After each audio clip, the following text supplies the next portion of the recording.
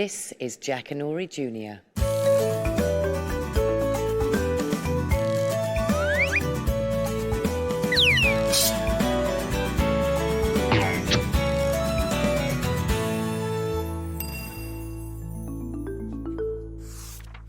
Hi, I'm Holly, and this story is all about a man who had too much, a woman who had too little, and a cat who had just enough. It's called The King of Capri. The King of Capri had been out to a party, and it was just the kind of party that kings like best. All his friends were there, and somebody had cooked his favourite food. The king ate as much as he could, but not as much as he would have liked. He had a bun in one hand, jelly in the other hand, but try as he might, he couldn't get all the jelly and all the bun into his mouth at once. "Why have I got two hands but only one mouth?" wondered the king. His advisor stood before him and said, "Sire, think of all the poor people in the kingdom. They can hardly feed one mouth each. How could they ever feed two?" But the king never did think about the poor people. He only thought about himself. It was midnight when the king got back to his palace. All his servants were asleep. The king looked at himself in the mirror and saw that he was covered in ice cream and treacle and egg sandwich and orange juice and bits of banana. "If I had two mouths," he said to himself, "I shouldn't be in this mess. How can anybody be expected to get all their food into just one mouth?" Well, what could he do? He took off all his dirty clothes, except for his socks and his crown. Then he padded out onto the balcony and pegged his clothes on the line. He'd often seen clothes hanging on the line, but he didn't know you have to wash them first. Then the king got into his big bed and fell asleep. Capri is an island. The king's palace sat high up on a cliff that looked out to sea. Very often, the king would lean on his balcony and admire the view over the Bay of Naples. Across the bay was the city of Naples, where a lot of poor people lived. The poorest of them all was a washerwoman called Mrs. Jewel. If you went to Mrs. Jewel's house to look for her, you wouldn't be able to see her. For a start, Mrs. Jewel was very small, and her tiny house was always full of steam. This was because she did her washing in a great big boiler. And all day long, the boiler boiled and boiled while Mrs. Jewel threw in the dirty clothes and hauled out the clean ones and never got her head out of the steam. Mrs. Jewel had a cat. The cat was called Wash. It was midnight. Mrs. Jewel and Wash had just finished their supper. Mrs. Jewel had eaten a chicken wing, 19 baked beans, a tomato, and half a slice of bread. And then they were going to share a cup of milk. "Two mouths to feed, Wash," said Mrs. Jewel, "but only one supper." Wash rubbed his head against her hand. He was the thinnest cat in the world. He was so thin that if he swallowed a mouse, it made a big bulge in his tummy, like carrying a tennis ball in your pocket. No matter how hard Mrs. Jewel worked, she never had enough money because although everyone wanted clean clothes, no one wanted to pay much for them. "Never mind," she thought. "I will do my best, and someday all this will change." That night, a great tempest blew in across the sea.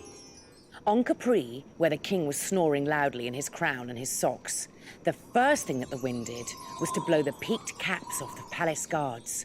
And the second thing that the wind did was to blow the birds out of the trees.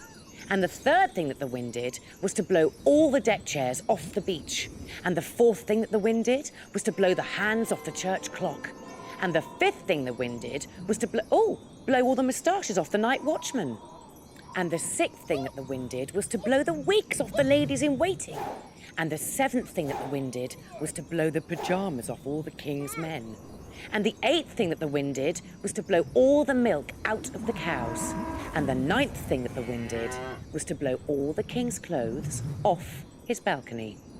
If you had looked over the Bay of Naples that night, you would have seen the king's velvet breeches and the king's silk shirt and the king's golden waistcoat and the king's embroidered cloak all flying across the sea. And where do you think they landed? They landed on Mrs. Jewel's washing line, but she doesn't know that yet. Never in the history of Capri had there been such a wind. Everyone was woken up, except for the king, who was so fat and so weighed down with buns and jelly that even a tempest couldn't so much as blow his hair across the pillow. By morning, the news was out. Every single thing in Capri, every pot, pan, chicken and lottery ticket had been blown away. And where do you think they had all landed? It was Wash who found out first. He yawned and stretched himself, and as it was daylight, he thought he'd go for a walk outside. Mrs. Jewel had a big backyard where she dried all her laundry. And when Wash had finished walking and sniffing and rolling and looking and all the things that cats like to do, he lay down high up on the wall, his body as orange as the sun and his eyes like 2 gold coins. The wind was outside. "Good morning, Wash," said the wind. "Buongiorno," said Wash, by which Italian cats mean good morning. "I had a bit of a night last night," said the wind. "I'm sorry about all the stuff in your backyard." "Non c'è di che," said Wash, who wasn't taking any notice and who just said don't mention it. Then Wash looked. Then he looked again. Then he looked again and again. It looked as if the whole world had piled itself up in Mrs. Jewel's backyard. There was a bed with somebody still asleep in it. On top of the bed was a cow. On top of the cow was a vacuum cleaner. On top of the vacuum cleaner was a bicycle. On top of the bicycle was a box of apples. On top of the apples was a duck. And on top of the duck was a pair of knickers. On top of the pair of knickers was a big pan of chicken soup. "I'll eat that," said Wash. He climbed up, and while he was slurping from the pan, he realized that everything he had ever seen in his life was piled up in the backyard. "I didn't know where else to put it," said the wind. "You do these things in a moment of madness, and then you're left with the mess." But Wash didn't answer because he was too busy eating. "I'll clear it up later," said the wind. "Goodbye, Wash." "Ciao," said Wash, by which Italian cats mean goodbye. The wind flew off and everything was still. When Mrs. Jewel came out with her first load of laundry, she saw Wash, round as a ball, fast asleep on a pair of knickers. She saw that the whole world was in her backyard. "Well, I'll be blowed," she said. Now, Wash and Mrs. Jewel were rich. They had everything they needed, but best of all, Mrs. Jewel had a new suit of clothes. "These are fit for a king," she said, when she saw the velvet breeches, the silk shirt, the gold waistcoat and the embroidered cloak. She soon had the stains out, and when she put on the clothes, she looked like, well, what do you think she looked like? She looked like a queen. News soon spread that there was a queen come to Naples who had all the treasure in the world in her backyard. Every morning, she sat on an upturned laundry basket and graciously received her visitors. To the rich, she gave advice, and to the poor, she gave money. She had plenty of money because Wash had found the king's treasure chest underneath a box of fish. What of the king of Capri? Well, he and everybody who lived on the island were now as poor as the people of Naples had been before the wind blew everything across the sea. The king had nothing to wear but his socks and his crown and an old dressing gown that belonged to the gardener. All his servants and all his friends gradually left him, one by one, to work for the Queen of Naples. She was building a palace in her backyard. Soon, the king was the only person left on the island. He was lonely and sad and thin. "How glad I am that I only have one mouth to feed," he said to himself. "If I had 2 mouths, I should be twice as hungry." And he thought of all the food he'd wasted and thrown away. and of the many times he'd refused to give the beggars anything to eat. Then, one day, he swallowed his pride and rowed across the bay to see the Queen of Naples. How splendid everything looked on the glittering coastline. There were market stalls selling fresh bread and people running about building things and making things. Everyone seemed happy and full. When he asked the way to the Queen's house, they told him how good and kind and generous she was. And the king remembered that no one had ever said that about him. He came to the marvellous palace, and there was an enormous orange cat sitting on the front step. "Is the Queen at home?" asked the king. "Si," said Wash, by which Italian cats mean yes. The king could hear somebody singing, so he went round the back, and there was Mrs. Jewel, now Queen of Naples, standing over a steaming tub washing her nightdress. "Have you no servants?" asked the king.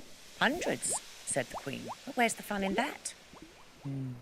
"I used to have servants once," said the king. Then he looked closely at Mrs. Jewel. "Come to think of it, I used to have a suit of clothes just like the ones you're wearing." "What, like these?" said the Queen. "Well, mine had a few stains on them, it's true." And then the king told the story of how every single thing on his island had been blown away by a tempest. "What?" shouted the Queen. "Come here! Do you know anything about a tempest?" Wash slunk round the corner and had to tell the whole story about how the wind had dropped everything from Capri into Mrs. Jewel's backyard, including the king's clothes. "Well, you better take it all back then, hadn't you?" said Mrs. Jewel to the king. "But what would you do then?" asked the king. "Oh, go back to the laundry business, I suppose," said Mrs. Jewel. "Only I wouldn't want Wash to be hungry again."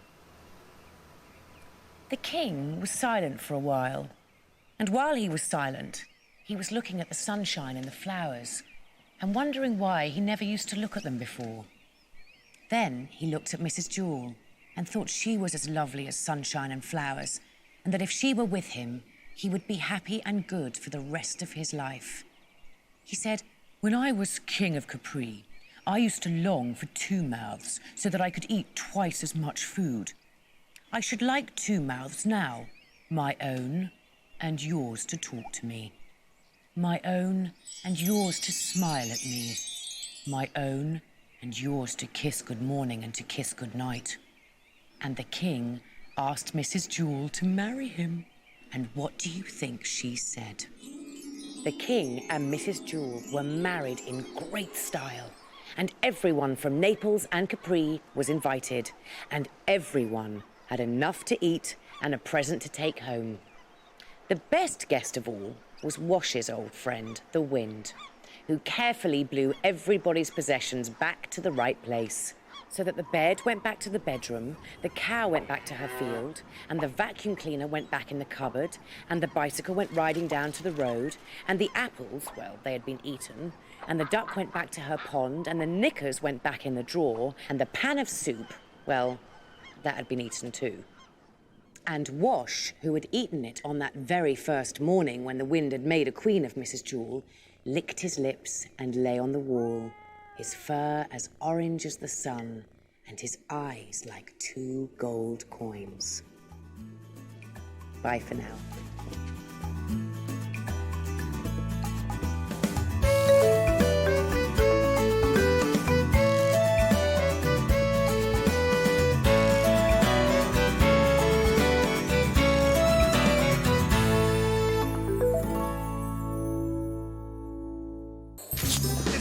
Best Christmas ever, Tom! We love Christmas! Waiting for Christmas is really hard. It's a time for the presents. Is it?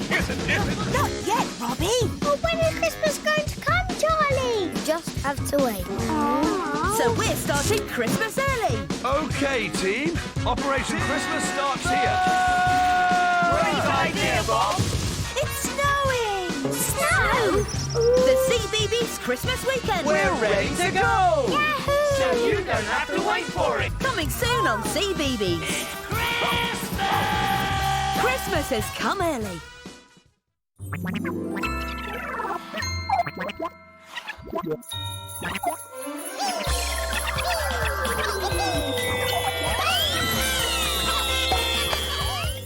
Hello, it's Saturday and you're watching